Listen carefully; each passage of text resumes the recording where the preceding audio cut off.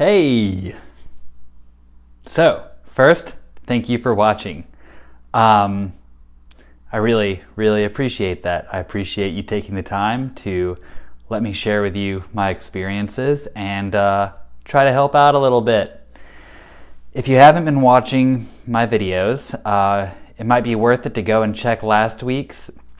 We discussed how you will never fix a body that you hate, and concluded with the thought that body image, especially like negative body image, is often rooted, and I'm not an expert, but I'd say nearly always rooted in poor self-image.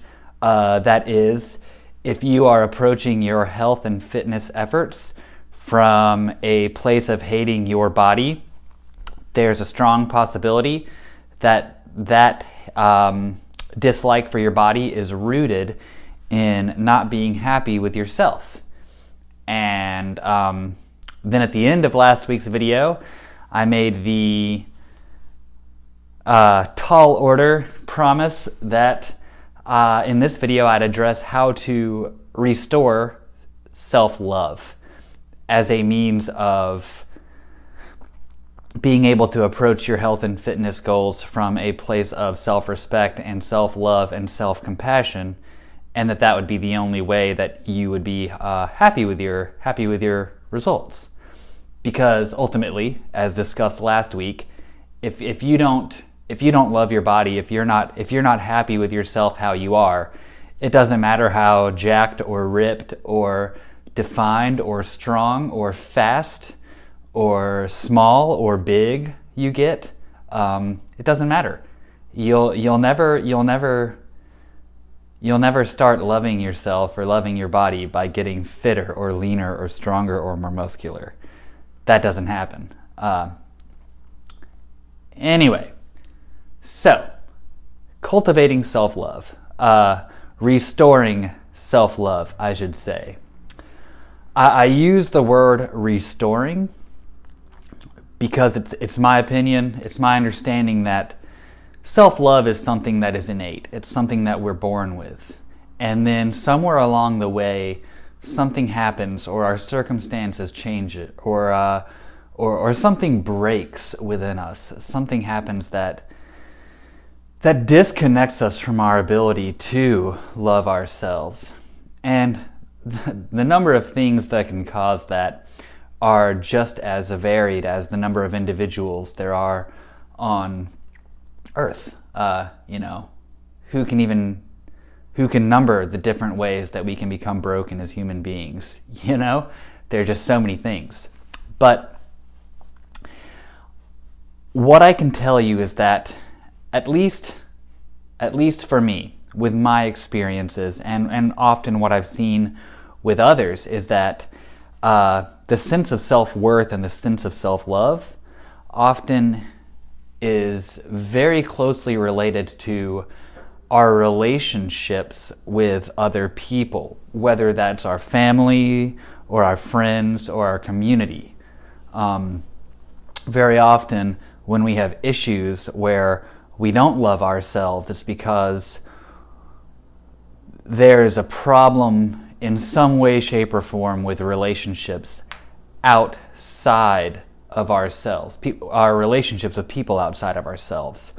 Maybe somebody hurt you, or somebody said something to you that kind of jacked things up in your head, or I know that in my case, what happened was I actually had kind of I wouldn't say closed myself off. I would say I shouldn't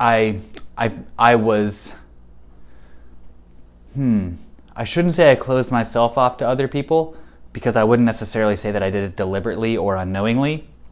But I was in a situation where, in high school and college, I spent so much time with other people, and I spent so much time focusing on things outside of myself. And then when I graduated, I spent a couple years at least, in very small towns, and I really struggled to to create a community. I really struggled to find a group of people to interact with and to contribute to.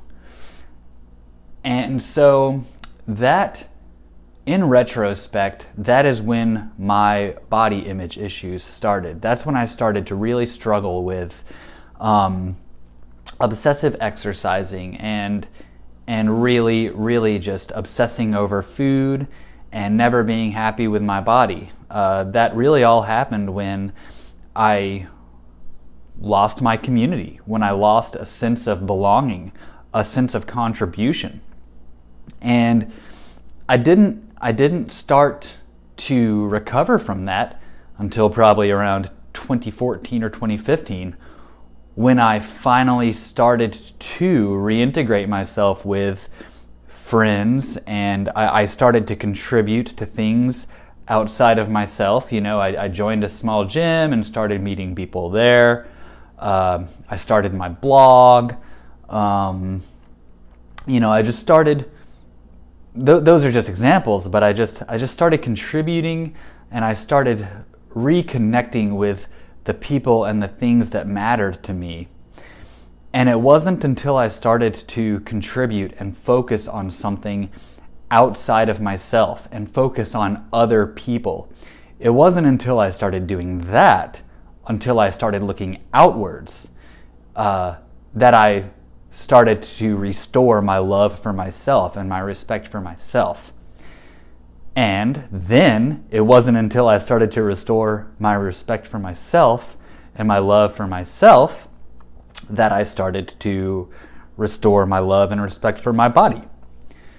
And I've found that in the years since starting those efforts to reconnect with other people and start contributing again, in those years since, the more that I focus on those things, the more that I integrate myself with other people, the more that I focus on connecting and maintaining and building relationships, the happier I am with myself. The more I love myself, the more I love my body, the more I'm happy with my body, because I see it as myself. It's no longer just some burden that I have to maintain. It's my vehicle for interacting with the world. I mean, it's awesome. Like I love that, and I want to treat it as well as I can. Like I want to be healthy and strong and be able to move, not because I want to look, ripped or jacked or whatever.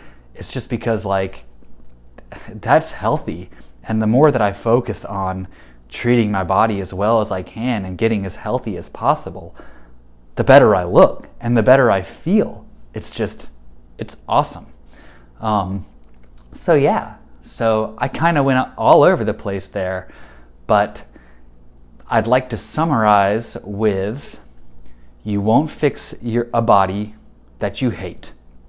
And hating your body, there's a strong possibility that it's rooted in a lack of self-love or self-respect, and that one of the most effective tools that I have found, at least, for restoring self-love and self-respect is to focus on contributing to other people and to focus on contributing to something outside of yourself. That's what I got for you. Chew on that for a hot minute. Go forth, kick ass, make it an awesome day.